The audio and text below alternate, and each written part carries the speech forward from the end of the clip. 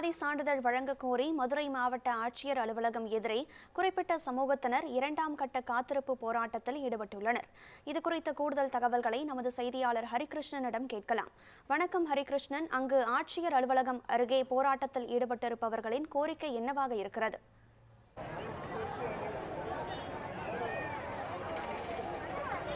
கனகதாரா, ஒற்றை கோரிக்கையை மையப்படுத்தி தான் இவர்கள் போராட்டத்தை தொடங்கியிருக்கிறார்கள். ஏற்கனவே முதல்கட்ட போராட்டமானது 13 நாட்கள் நடைபெற்றது. அந்த சத்தியமூர்த்தி நகர் பகுதியிலும் 4 வழிச்சாலை பகுதியிலும் தொடர்ந்து 13 நாட்கள் பள்ளிகளை புறக்கணித்து கல்லூரிகளை புறக்கணித்து அவர்கள் ஒற்றை கோரிக்கையான சாதி சான்றல் வேண்டும் என்கிற கோரிக்கையை மையப்படுத்தி போராட்டம் நடத்தினார்கள். தற்போது மதுரை மாவட்ட ஆட்சியர் அலுவலகம் முன்பாக 2ஆம் கட்ட போராட்டத்தை தொடங்கியிருக்கிறார்கள். தமிழ்நாடு மலைவாழ் மக்கள் சங்கத்தின் சார்பிலே இந்த போராட்டமானது நடைபெற்றிருக்கிறது.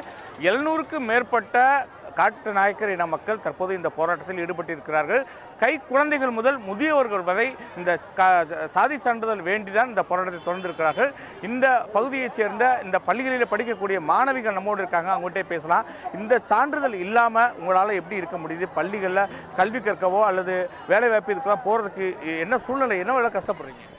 சார், இந்த சர்டிஃபிகேட் இல்லாமல் வந்துட்டு ஸ்காலர்ஷிப் கரெக்டாக வரமாட்டேங்குது சார். இந்த சர்டிஃபிகேட் இல்லைன்னா ஃப்யூச்சரில் யாருமே வேலைக்கு போக முடியாது.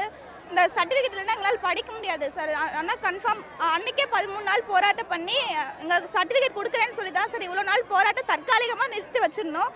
இப்போ மறுபடியும் போராட்டம் ஆரம்பிச்சிருக்கோம் ஆர்ப்பாட்டத்தை. இப்போ சர்டிஃபிகேட் கன்ஃபார்மாக கொடுக்கலன்னா நாங்கள் யாருமே படிக்க மாட்டோம் சார். படிச்சு என்ன சார் ஆகும்? சர்டிஃபிகேட் தான் சார் எங்களுக்கு அது இருந்தால் தான் சார் எங்களுக்கு அது முக்கியம். எங்களோட உரிமை தானே சார் நாங்கள் கேட்குறோம். அந்த சர்டிஃபிகேட் இருந்தால் தான் நாங்கள் படிக்க முடியும், படிச்சுல ஒரு வேலைக்கு போக முடியும் சார்.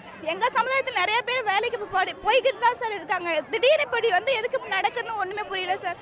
அந்த சர்டிஃபிகேட் கன்ஃபார்ம் எங்களுக்கு வேணும் சார். இருந்தால் தான் ஸ்காலர்ஷிப்பு எல்லாமே அந்த சர்டிஃபிகேட்டால தான் சார். அது இல்லைன்னா நாங்கள் ஸ்கூலுக்கு போயே வேஸ்ட்டு சார். எதுக்கு சார் படிக்கிறது? அது இருந்தால் தான் சார் ஒரு தைரியம் வேலைக்கு போக முடியும்னு. இந்த சர்டிஃபிகேட் இல்லைன்னா ஒன்றுமே பண்ண முடியாது சார். கன்ஃபார்ம் எங்களுக்கு வேணும் சார். இருந்தால் படிப்போம், இல்லைன்னா நாங்கள் ஸ்கூலுக்கு போக மாட்டோம் சார், வீட்டிலேயே இருக்கிறோம் சார். நீங்கள் உங்களோட அப்பா அம்மாவுக்கு சர்டிஃபிகேட் இருக்கும்ல, அப்புறம் ஏன் உங்களுக்கு தர மாட்டேன்றாங்க? அதான் காரணம் சொல்கிறாங்களா? எதுவும் சொல்லலை சார். நாங்கள் காட்டுனாக்க இல்லை தான் சார் சொல்கிறாங்க. எங்கள் அப்பா அம்மா கஷ்டப்பட்டு படிக்க வைக்கிறாங்க சார். ஸ்காலர்ஷிப்பும் வரல, எஸ்டி சர்டிஃபிகேட் செல்லாதுன்னு சொல்கிறாங்க சார். புதுசாக பதிஞ்சாலும் அது கேன்சல் ஆகிடுது சார். என்ன பண்ணுறதுனே தெரியல. போராட்டத்தில் உட்காந்தா தான் முடிவு கிடைக்கும். அதனால தான் போராட்டத்தில் உட்காந்துக்க முடிவு கிடைக்கும்னு நினைக்கிறோம் சார். நாங்கள் இப்போ ஏற்கனவே ஒரு 13 நாள் போராட்டம் பண்ணியிருக்கீங்க. அப்போ யாரெல்லாம் வந்தாங்க? உங்கள்கிட்ட என்ன வாக்குறுதி கொடுத்தாங்க?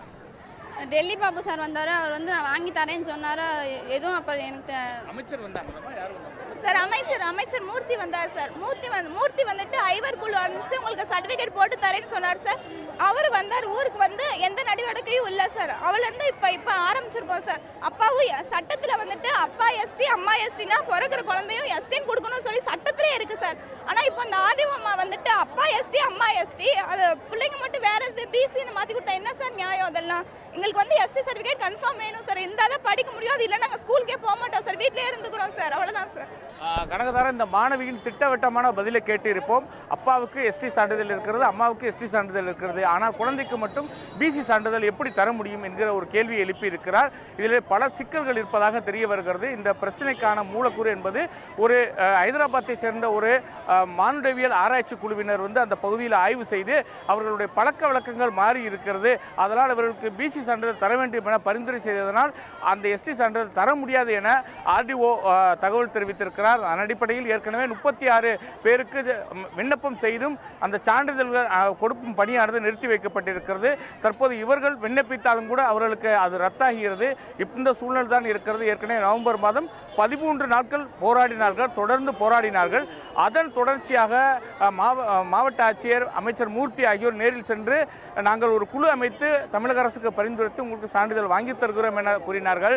ஆனால் அவர்கள் 2-3 மாதங்களுக்கு மேலாகியும் அது நடவடிக்கை எடுக்காத காரணத்தினால் தற்போது போராட்டத்தில் ஈடுபட்டிருக்கிறார்கள். தற்போது மாவட்ட ஆட்சியர் சங்கீதாவுடன் இந்த போராட்ட குழுவினர் பேச்சுவார்த்தையில் ஈடுபட்டிருக்கிறார்கள். அந்த பேச்சுவார்த்தை இன்னும் சற்று நேரத்தில் நிறைவு பெற இருக்கிறது. அதில் சான்றிதழ்கள் கொடுத்தால் மட்டுமே போராட்டத்தை கைவிடுவோம், இல்லை என்றால் இங்கேயே தொடர்ந்து காத்திருப்பு போராட்டத்தில் ஈடுபட இருக்கிறோம். எங்களுக்கு தேவையான உணவு தண்ணீர் எல்லாம் தயாராகி கொண்டிருக்கிறது என இப்பகுதி மக்கள் தெரிவித்திருக்கிறார்கள். போராட்டமானது தொடர்ந்து நடைபெற்று வருகிறது. அவருடைய பாரம்பரிய பாடல்கள் நடனத்துக்கேற்ப இந்த மக்களை மகிழ்வித்துக் கொள்ளக்கூடிய ஒரு நிகழ்வும் நடைபெற்று கொண்டிருக்கிறது. தொடர்ந்து பேச்சுவார்த்தை ஒருபுறம் இருந்தாலும் கூட போராட்டம் மறுபுறம் நடந்து கொண்டே தான் இருக்கிறது. கனகதாரா, சாதி சான்றிதழ் வழங்க கோரி காட்டுநாயக்க இன சமூகத்தினர் 2ஆம் கட்ட போராட்டத்தில் மதுரை மாவட்ட ஆட்சியர் அலுவலகம் அருகே ஈடுபட்டு வருகின்றனர். களத்திலிருந்து விவரங்களை பகிர்ந்தமைக்கு நன்றி ஹரிகிருஷ்ணன்.